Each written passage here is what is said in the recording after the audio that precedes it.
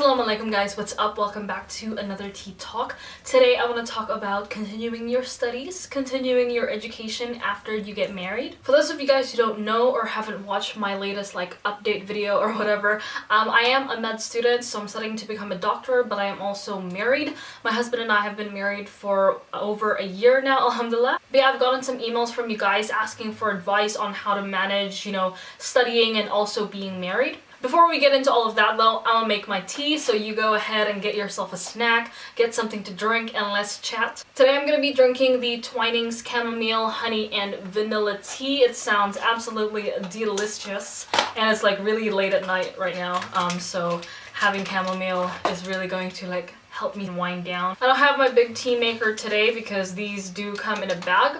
Smells super duper yummy though. It smells like the vanilla scent on this one is so good and very strong, so I think it's gonna be a really good one. I'm just gonna let that brew and we can go ahead and get started. So being a student, let alone a med student, requires a hell of a lot of time and a lot of effort, and for the first year of your marriage especially, it's going to be the same thing. It's gonna require a lot of your attention and it's gonna take a lot of work. A marriage isn't just about the wedding, it's everything that comes after the wedding. So there's a huge adjustment period where you're both learning about each other, you're learning about each other's habits and their routine and all that kind of stuff. I was with my husband for 6 years before we got married, and we're going into our 8th year this year, I think. But even then, there was still a lot of things that I learned when we, finally got married and moved in together. So it's completely different when it's at that stage where you're married and you're living with each other. So yeah, it's a lot to deal with, and naturally people are concerned with how you will, manage everything. But funnily enough, the key or the secret to managing everything is not managing everything. A marriage is a partnership, and so you're meant to do everything together. It's not like a one-man show where you're just on your own. You do your thing, I'll do mine, and let that be that. It's not like that at all. This tea is really good, by the way. It's super duper aromatic and it smells amazing and tastes amazing, so I highly recommend. If you're both planning to work or study, both of you can't come from a long ass day of working and then expect one person to serve them. You know what I mean? You both came from a long day and then one is just going to relax while one deals with everything in the house. That's not how this works. The key is to work together. Your spouse is meant to be your partner, not your servant. From day one, you need to be open about your goals and plans, and you need to know that your spouse's goals and plans as well. And these goals and plans need to align, and you both can work towards those things together. Life doesn't stop once you get married. Life is literally just beginning, and you want to take that step forward with your spouse. You don't want to have someone who asks you to take a step back. You don't need to give up your education just to get married. Even if you don't plan on working, because that is a personal choice for a lot of women, especially different cultures. A lot of women choose not to work, and that's fine, but that doesn't mean that you have to be uneducated. The knowledge you gain during university isn't all academic. You learn so many life lessons when you struggle through university. And let's be real and let's get practical for a second.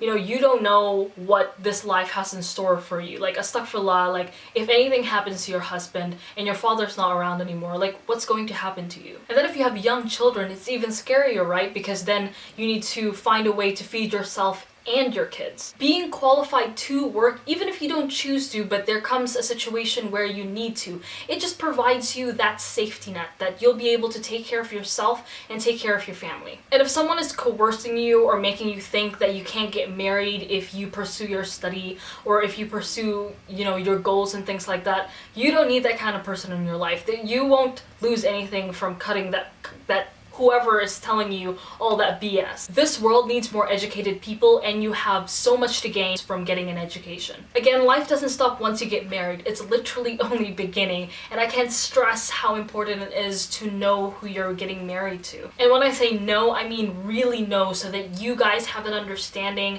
and that you know each other's goals and plans, and that nothing comes as a surprise. Nothing that both of you can control anyways. The things that life throws at you, that's a completely different story. But it is so important to know who you're marrying and thinking long and hard before you get married, because that person needs to have your back 1000%, and you need to be 1000% sure that that person has your back. But if you're not not married yet, but you're concerned that people are more hesitant to commit to you because of your studies and because of your future plans and things like that, then those people who are concerned of all of that, they're not meant for you. You need to find someone whose goals are aligned with yours. Are our goals aligned? Yes, our goals are aligned. Can I sleep now? This is husband. Hello, husband. Say hello to the camera. You need to find someone whose goals are aligned with yours. You don't have to lower yourself for anybody. Your spouse is your life partner, and you need to work together in order to be happy and successful and be able to do the things that you want to do after marriage. Anyways, that is it for today's tea talk. Thank you guys so much for watching. If this video helped you in any way at all, please don't forget to give it a big thumbs up and subscribe to my channel for more videos like this. Thank you again for watching, and I will see you in the next video. Bye guys!